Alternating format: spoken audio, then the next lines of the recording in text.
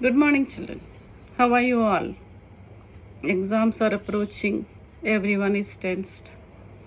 How to prepare? How can I score good marks?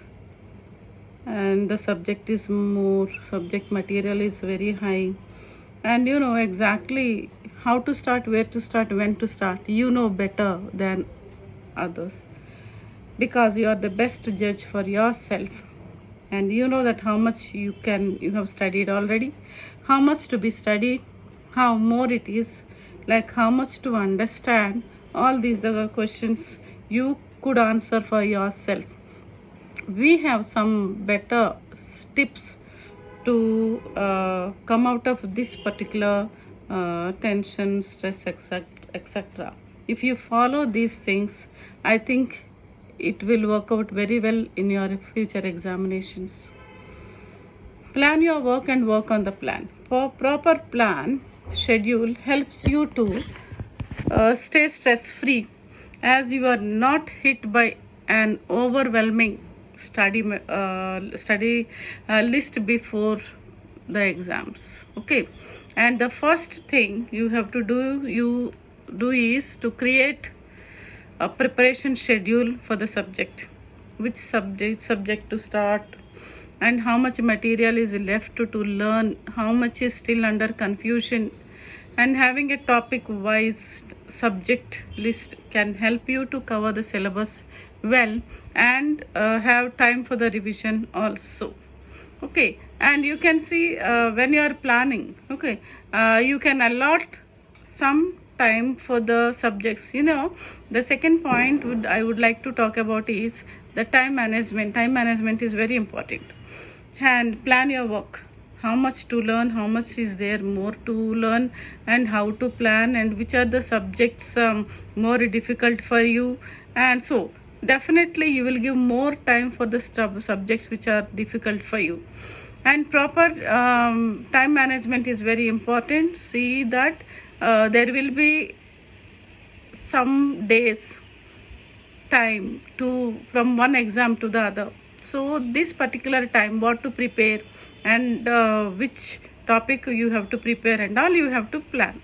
Always right time management gives you pressure free, stress free atmosphere. And allot some breaks when you are studying, like subjects like physics and all, otherwise biology, biotechnology, genetics and all. These are all difficult subjects. So if you study, when you are allotting some time, give some break and go to the next topic. Allot some breaks in between the topics, like 10-15 minutes, and depressurize yourself by adopting some of the best qualities, like fulfilling your hobbies, like dance, gardening, otherwise reading some other books, etc. And of course it's very good when you allot some time for the yoga, so that it will relax your mind, and of course you will become like more energetic, and you could able to concentrate more. That definitely yoga develops concentration. Okay, do not go for the social media at all. So at least these few days till the exams get over, forget about other world. No Facebook, no Instagram, no friends. All this, distract you and distract your concentration and waste of time. These days are very, very important for you. These are all challenging days. You can prepare yourself for to face the examination. So do not go for the outings and all, parties, no parties and all, entertain. No, I cannot suggest you, children. And it's a very important time to maintain your time management, and also maintain your health is much important. Health is wealth, here especially in these days you have to maintain very good health, children. And for that, better to eat good fruit juices I suggest, and vegetables, and no spicy food. Keep yourself healthy and energetic. And of course very good sleep also is very important. Good sleep is must, children, and minimum 8 hours sleep is required. So when you are giving subject wise timings, give more time for the topics which are still under confusion, and take the guidance of the teacher and clarify all the doubts.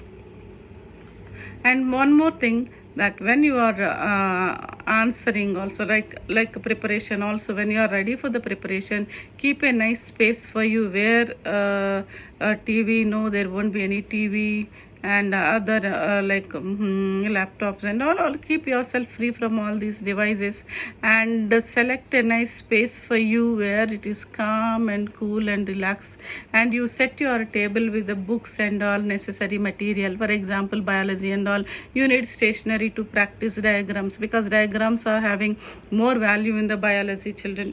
And in the biology questioning patterns, those are all very difficult and different also, and mostly reasoning and application questions will be given, and these are all you can answer only when you understand the topics.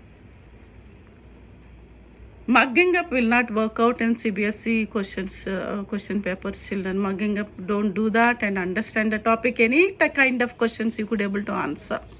In the biology, the more weightage is given for the diagrams, children. Any description is asked, and you show by the diagram. For example, glycolysis, describe. If you show by the glycolysis in the stepwise, then you will get full marks, children. And any diagram, say that heart.